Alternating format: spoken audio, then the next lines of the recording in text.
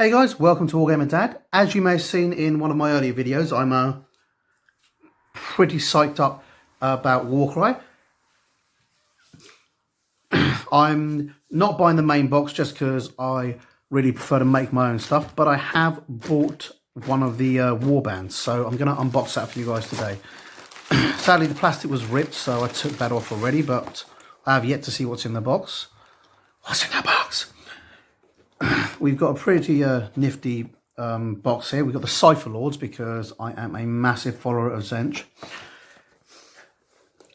We can see on the pictures on the back that it purports to have 8 models of varying power levels and the relevant cards. As always, you've got some fantastic artwork on the box.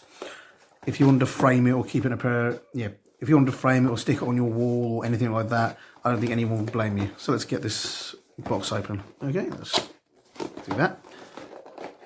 Do that. Oh, it's got a little drawer that slides out. That's nifty. Means the box itself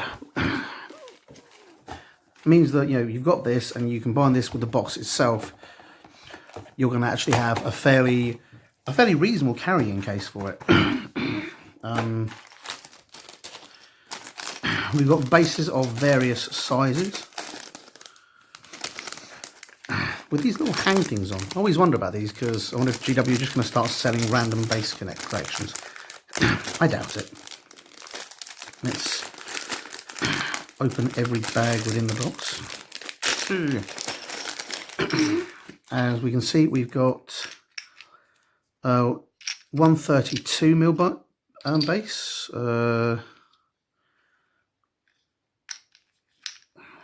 Couple of what look to be 25mm bases. They're just stuck together. Why are they stuck together? The heck? 2 bases that apparently are conjoined. Get out of it. Ah, there's another base inside somehow holding them together. So we've got 4 what look to be 25mm bases, 132mm base, and 2 tiny bases. GW are doing a lot of different base sizes and customizing their base sizes. Oh, there's another one. Just everywhere. The little bases are sticking inside. So there we go.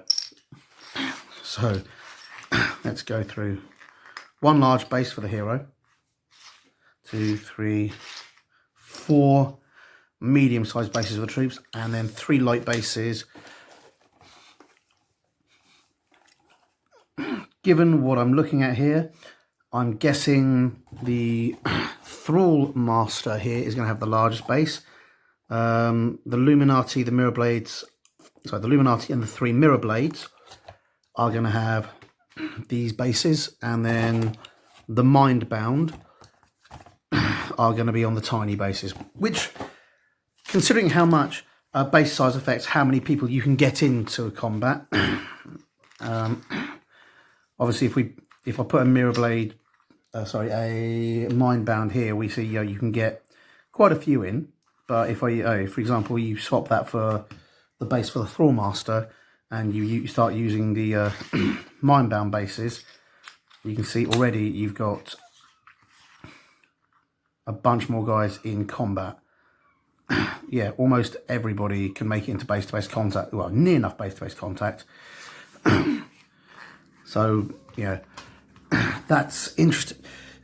Sorry, that's interesting in of itself. Kind of indicates what kind of combat we're going to be looking at, and it kind of indicates that base size is going to affect the combat quite significantly, which we kind of know already from 40k and other games that how many people can get into base-to-base contact with you, and how many of your guys can get into base-to-base contact with a character does affect the effectiveness and ratio of combat characters. Here we've got a couple of guys here. We've got the majority of stuff for the Thrall Master. You can see his awesome hair and his thing there. I'm not sure how that's going to fit, but we can see we've got a lot of delicate stuff there. So transporting these models is going to be, let's put that there so we can, transporting these models is going to be interesting. Not as bad as some of the other models that GW have done, but I think if you like these, you're probably going to want to invest in something like a KR pick and pluck case. If not, some custom carrying cases. That being said, if you want to go the cheap way, then this box and wrapped in tissue paper will always work. Yeah, will always be an option. Looks like we've got the head there of, yeah, you've got the head there of the Thrall Master. You've got some fantastic detail work, little dangly bits hanging off there. You've got a tiny little extra arm throwing a, what is that? I cannot find that anywhere. I have no idea what that is, but hopefully we'll, sorry, let's get into the thing. What that is, hopefully we'll find out later, but you've got a tiny little arm there. I cannot see any of them having tiny scrawny arms. They're all quite muscular. So I don't know where that's coming from. That'll be interesting to see later. And you've got you've got your throwing rings there, which are, who are they equipped with? Yeah, which are equipped to at least one of the Illuminati and at least one of the Mindbound. I don't know whether those are optional or what, but yeah, again, a lot of detail on the front, bit flat on the back, still a good amount of detail, but it'll be interesting to see again once we add that stuff. Some ninja stars and legs and other bits and pieces. Here we can see we've got some of the cooler weapons. You've got some of the taller staffs. I don't know which model. Again, we seem to have some weapon options here because, yeah, this doesn't actually show up on this here. It'll be interesting to see what the weapon options are. You've got, again, fantastic little headpieces, throwing rings. That's the this big headpiece is for the Illuminati, we can see here. So that's pretty awesome. A lot of big glaives and bladed weapons there. All looking really very flowy and very swishy, like they're going to keep spinning and spinning and not have it and not stop. Oh, that's really cool. You can see just a nice little detail there. If you're wondering why I'm bringing this box, if you're wondering why I'm bringing the box in here, it's so that the camera focuses. But you can see that if you look there, the eye is actually transparent. Well, not transparent. The eye is actually carved out. It goes all the way through. I mean, there's some really, really beautiful details on these models. I mean, these things look fantastic. I'm really looking forward to building them. So what else have we got? Let's empty this out. Here we have the how-to. I think we all looked at this and knew that a how-to guide was going to be necessary.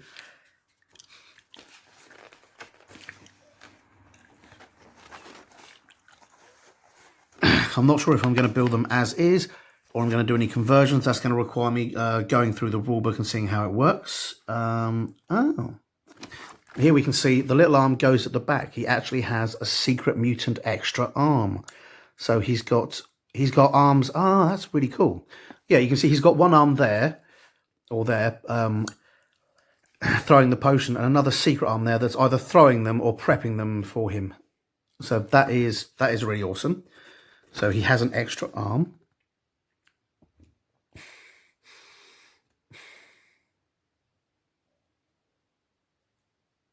So that's going to come out the cloak there, where, you know, it's going to be quite hidden. It's going to come out the cloak there.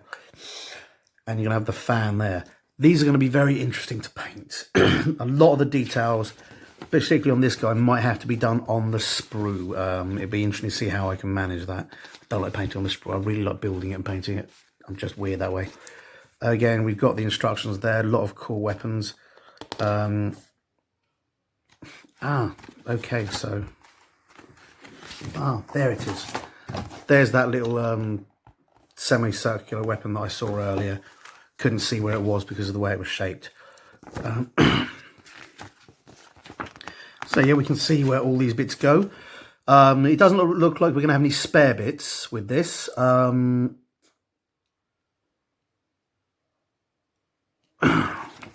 Although we might. It'll be interesting to see. You've got various setups for the mirror glaives. I don't know whether we're going to be able to magnetize those or whether we're going to want to just stick those there. As you can see, you've got the huge sword and the 2 short swords, depending on how you want to do it.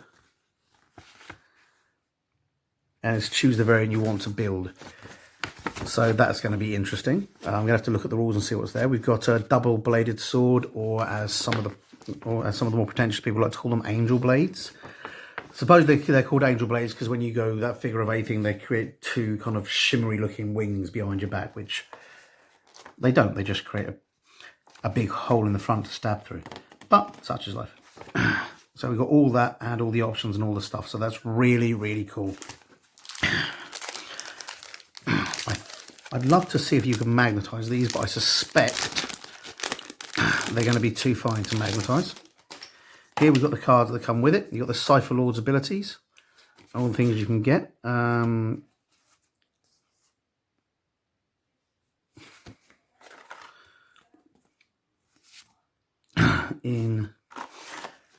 So here's it in English.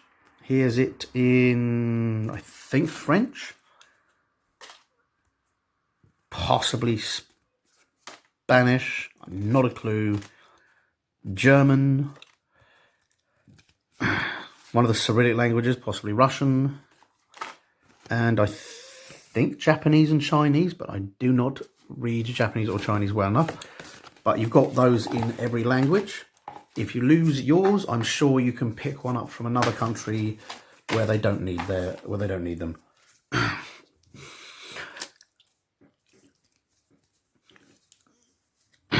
Here we've got the statistics of each of the characters, along with some kick-ass artwork. They appear to be pretty standard card size, maybe a little smaller, maybe a little wider. So, but I doubt you'll have any trouble finding card sleeves to protect these if you're the kind of guy who likes to game and beer.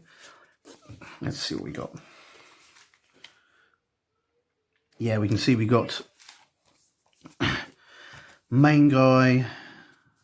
Sorry, we've got our main warlord, or our main thrall master, our Illuminati. We've got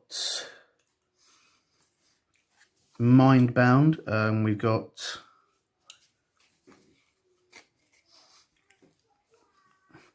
two mirror blades there with different variants.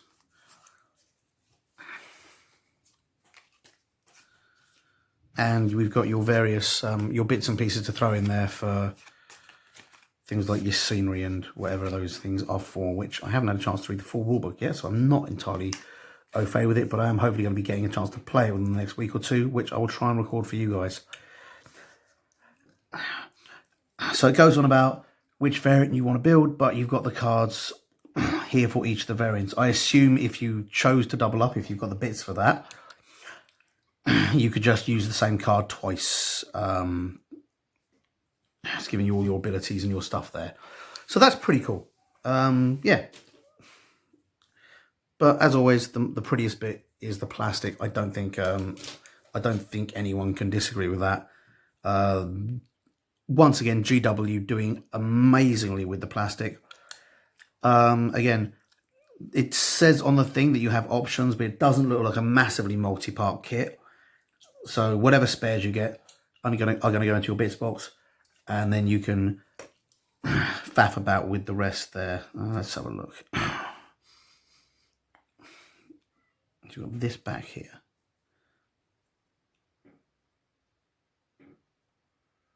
And this belongs to the mirror blade. And that'd have to go on his back to create his back. So what else have you got? Being as that I'm just looking for potential. So his back's always going to need that bit to be complete. So I think the variant you're building is going to be specific, because none of the others have that bit. None of the other weapons anywhere have that bit that completes that mirror blade's back. So yeah, I don't think there's going to be many spare weapons on this. There's lots of weapons, but I don't think you're going to be able to mix and match too much with this. You might get the odd spare. It's got a very nice feel. It's got a kind of pseudo-Egyptian feel, which if you ever watch any of the old Hammer horrors, they kind of co-opted loads of different kinds of magic You can see it's got that kind of alchemist feel. It's got a bit of pseudo-Egyptian, a bit of kind of ancient Khanite stuff in there. You know, it's really got like a lot of sort of influences to just give you a very sort of general and a general sort of esoterical and magical feel. So it'll be very interesting to see what they play like, and I'm hoping to have a lot of fun with them. Hope you guys enjoyed this video, and I'll see you next time.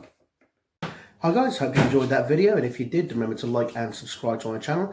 I'm also on Facebook and Twitter. Not sure why, but I am. So if you like it, see me there, and please tell your friends. Thanks very much. Bye.